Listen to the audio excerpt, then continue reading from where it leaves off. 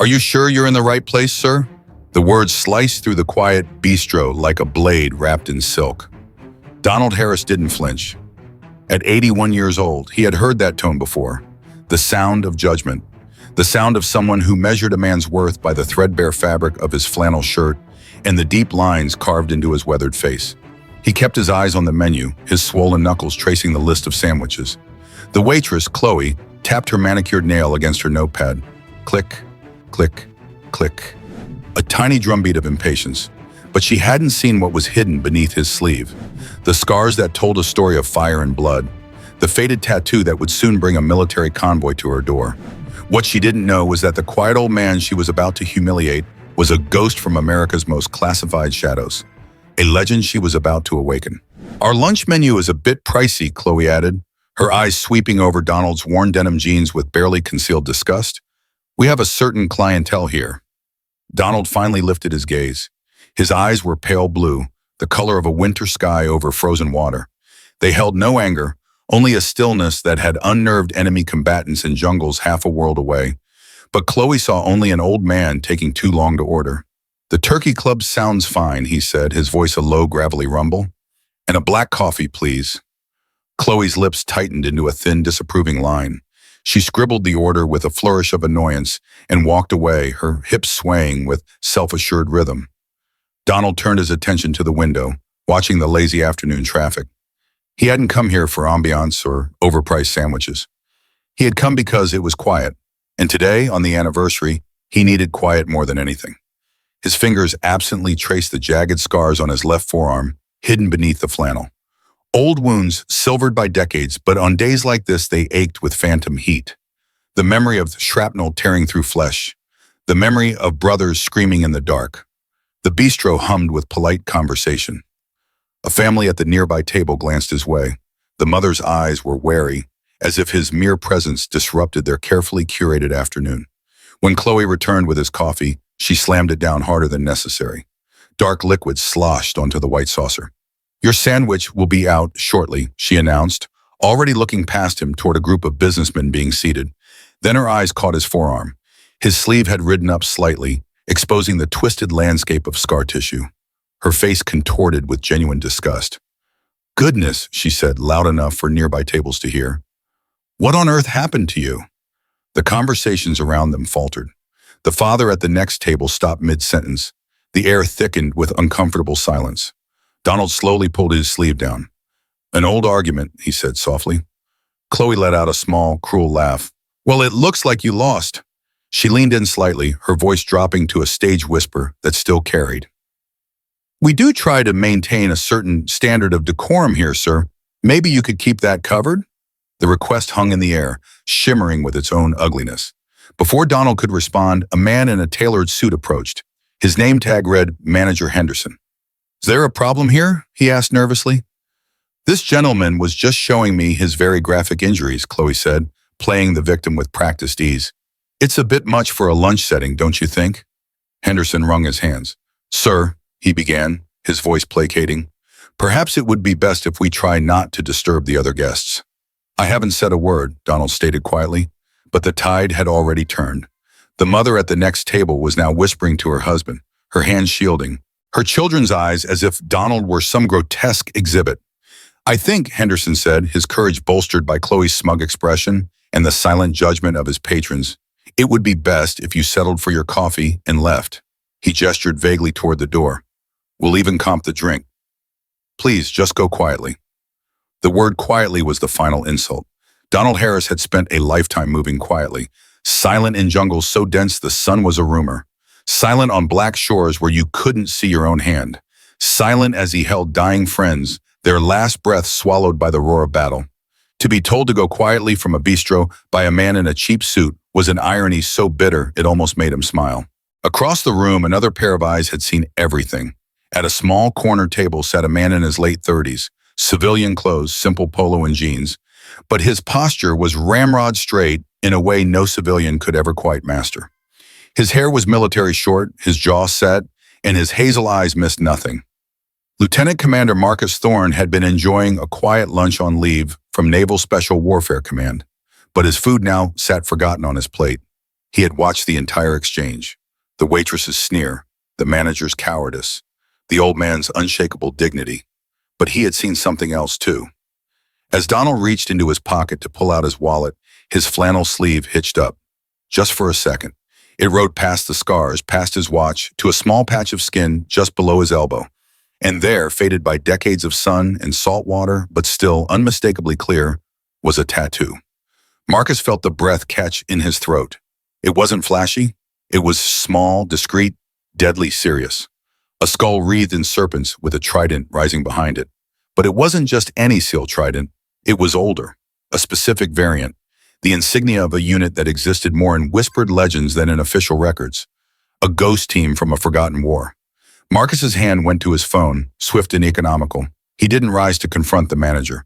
A public shouting match would only further humiliate the old warrior. This required a different response. This required the kind of respect a sniveling restaurant manager couldn't begin to comprehend. He found the number and pressed call. His thumb tapped an impatient rhythm as he waited. "Command duty officer," a crisp voice answered. "This is Lieutenant Commander Thorne," Marcus said, his voice low and urgent. "Patch me through to the base commander's office. Priority 1. This is not a drill." A moment of surprised silence, then a click. Marcus Thorne didn't use phrases like Priority 1 lightly. "Commander's office." "What's your traffic? I need to speak with Captain Whitmore now," Marcus insisted. "Tell her it's about Operation Serpent's Tooth." Another pause, longer this time, charged with significance. That was a name from the deep archives, a file sealed with classifications most of the modern Navy had never even heard of. Operations conducted in the shadows of the Vietnam era. Missions where men went in without backup, without extraction plans, without hope of rescue. The kind of operations where survival itself was an act of God. "Stand by, Commander." As he waited, Marcus watched Donald Harris slowly, deliberately place a $5 bill on the table. The old man was preparing to make his quiet exit, his dignity battered but intact. Henderson hovered nearby, eager to see him gone. Chloe was already wiping down another table, a smug smile playing on her lips. They had no idea what was coming. They couldn't possibly know. They were ants mocking a sleeping giant, and Marcus Thorne had just kicked the anthill. The line clicked.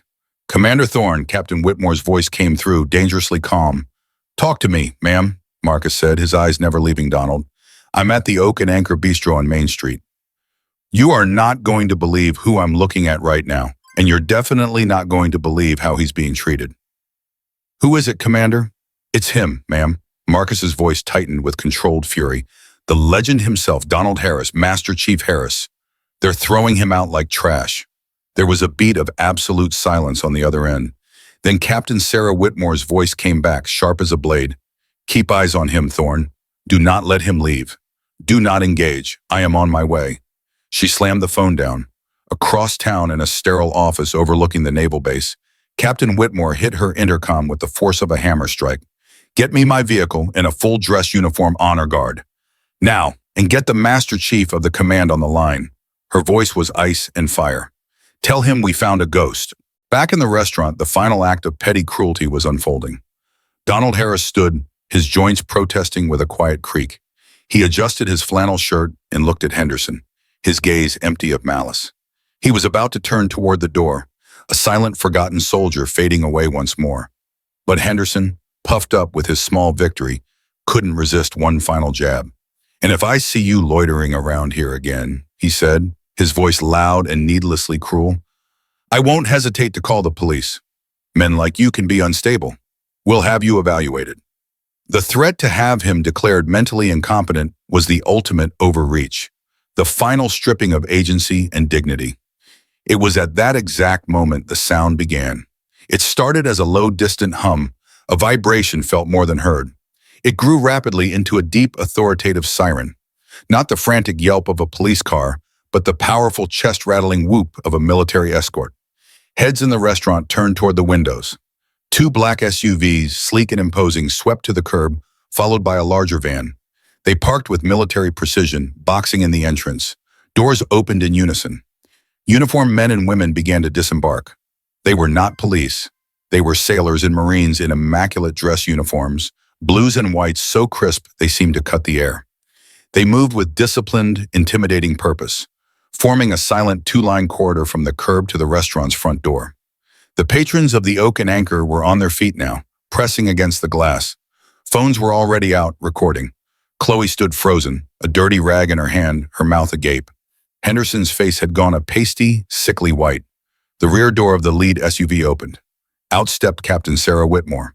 The afternoon sun glinted off the polished brim of her hat and the rows of ribbons on her chest. She was the very picture of authority, her expression a mask of cold, controlled fury. She strode through the honor guard, her black shoes clicking a sharp rhythmic cadence on the pavement. She entered the bistro. A wave of silence followed her. The air crackled with tension. She ignored the manager, ignored the waitress, ignored the gawking crowd. Her eyes, sharp as a hawk's, scanned the room for only one person. She found him. Donald Harris, standing by his table, looking as bewildered by the sudden spectacle as everyone else. Captain Whitmore marched directly toward him. The entire restaurant held its breath. When she was 3 feet away, she stopped. Her back straightened, her arms snapped up in a salute so sharp, so precise, it seemed to slice the air. It was a gesture of profound, absolute respect. Her voice, when she spoke, was a commander's voice, clear, unwavering, loud enough for every single person in that room to hear every single word. "Master Chief Petty Officer Harris," she said, her eyes locked on his. "It is an honor, sir." Donald stared at her, his pale blue eyes wide with confusion. "Ma'am," he managed, the title an old ingrained reflex. Whitmore did not lower her salute. Her gaze was intense. "Reverend Donald Harris, Master Chief Petty Officer, retired," she announced to the stunned room. "United States Navy SEALs. 50 years of active and reserve service. Veteran of 3 wars." She paused, letting the weight of the words sink in. Henderson looked like he was about to faint. Chloe's face was a mess of confusion and dawning horror. "Recipient of the Navy Cross," Whitmore continued, her voice ringing with pride, "for extraordinary heroism during Operation Serpent's Tooth. Recipient of the Silver Star for gallantry in action, 2 Bronze Stars with valor, 3 Purple Hearts for wounds received in combat against the enemy."